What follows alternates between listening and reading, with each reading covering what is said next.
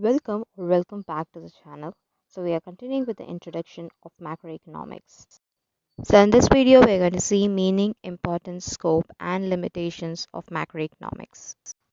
As we have already seen, macros is a word which came from Greek word macros, which means large, and therefore macroeconomics is a study of economy as a whole.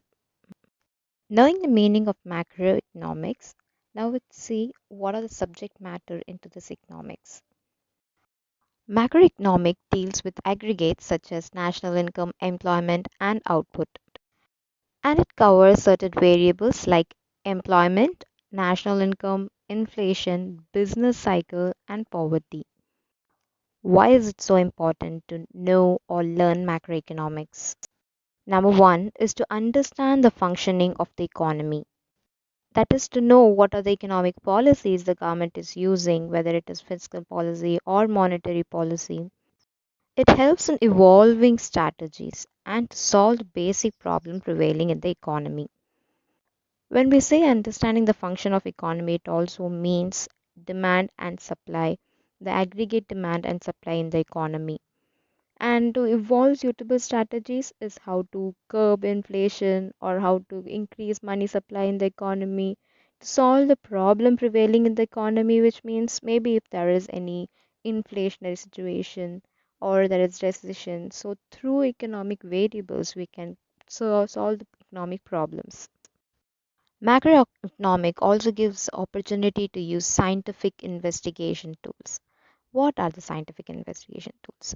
You can investigate, economics can be investigated in deductive or inductive method, and we use so many statistical data and statistical tools to analyze the problem and to understand and also to bring out some solutions. So it gives us the opportunity to use scientific investigations. It also helps in better prediction about future, to understand the future problems, needs and challenges. So if you know what are the problems that can happen in the future, you ultimately can find out the solutions. So to formulate suitable policies, it is better to predict what can happen in the future. These days, you might see in the news or many newspapers that many economists are predicting what might happen in the global economy.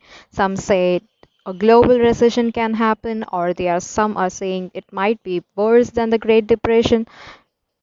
So these predictions about the future enable you to evolve precautionary measures and ultimately for the government to formulate suitable policies to avoid economic crisis. Next, we'll see the scope of macroeconomics.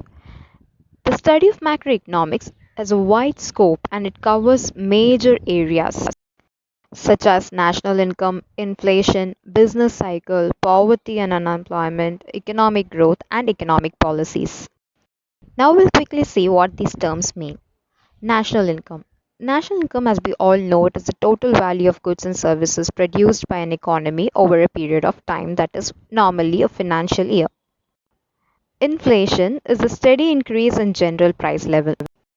So this inflation will be estimated with the help of various other price indexes such as wholesale price index, consumer price index, and so on. Next we see business cycle. So it's a cyclical movement of the economic performance. So when you look at growth trend line of any economy, it will look something like this. It is not always a straight line which is shown, it is mostly with ups and downs as shown in the diagram. Initially, the economy may really perform well, and that period is called as expansion, and it might reach a peak. And then there will be a period where there might be a recession period. And again, the economy will reform and expand, and again, it will reach its peak, and then there will be recession. So these peaks and troughs form a business cycle. You might consider it as from one peak to another peak or one trough to another trough. So the next very important area that macroeconomic covers is poverty and unemployment. As you all know, poverty means unavailability of all the basic needs, and unemployment a situation where people are working to work at the prevailing wage rate but they are not able to get the job at that time. Policymakers understand the magnitude of these problems, they can manage to allocate the resources properly and initiate certain corrective measures. Now, with this present situation that many are homeless and they are not able to go out for work, what are the government measures taken? Just have a look at it. A package which will immediately take care of the concerns, the welfare concerns of the poor and suffering workers and those who need immediate help. So the package that we come up with will benefit those migrant workers, those poor, those urban and rural poor, and the women. And this Prime Minister Garib Kalyan scheme that we want to come out with is expected to meet a total of 1,70,000 crores. So I will detail that before you as to what are the ways in which this will benefit. We are looking at both cash transfer as one set of measures, and another set of measures will be food security related. We do not want anyone to remain hungry. So we will be giving enough to take care of their food grains requirement, protein requirement in terms of pulses. On the other hand, they should also not remain without money in hand.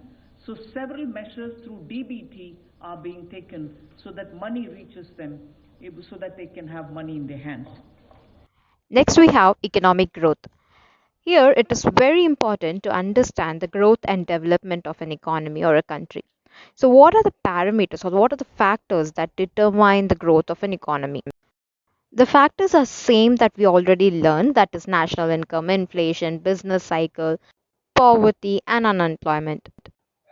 There are various other factors as well that we will be learning in the upcoming chapters. By knowing all these variables and also the growth pattern of the economy, next we'll go to the economic policies. So economic policies are formulated to solve the basic problems and to overcome the obstacles to achieve economic growth. These problems can be forecasted or may be presently happening. And next we see the limitations. When you see the first three limitations, that is the danger of excessive generalization, it assumes homogeneity among the individual units, or there is a fallacy of composition, that is what is good for one individual need not be good for the nation or vice versa. Consider the annual budget. Some budgets focuses on certain areas alone and leaves out other areas which might be very much important. So that's why we say there is a fallacy of composition. What is good for an individual need not be good for the region or the whole country. So by bringing in this GST, government generalized and thought that the economy is homogeneous and will have the same effect on everyone. The policy affected many or useful for some. So it has its own pros and cons. And as a last limitation, we have that many non-economic factors determine the economic actions. Say, for example, the service rendered by housewives or anywhere else that boosts the economy, that encourages the economy to perform well, increases the productivity of people. But sadly, these are not included as the economic activities. So that is all for this video. If you like this content, do like, subscribe, and also share, and also press that bell button if you want to be notified immediately after I post my next video.